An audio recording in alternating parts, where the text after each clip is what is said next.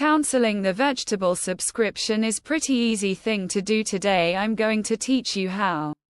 You get some cancelled subscription of Widgetable apps of that you have to open up your Widgetable application, and in the which the Bible location you just have to go to the small section.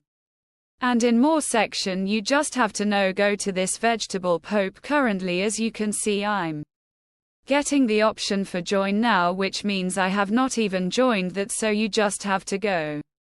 Thereafter that you will be able to see an option in the bottom of somewhere that you want to cancel subscription, so you just have to click on cancel subscription. What happened? Cancel subscription. It will give you some instruction that you need to follow in order to cancel your subscription, add whichever, so that's how you guys can cancel your Widgetable subscription. Hope you guys find this without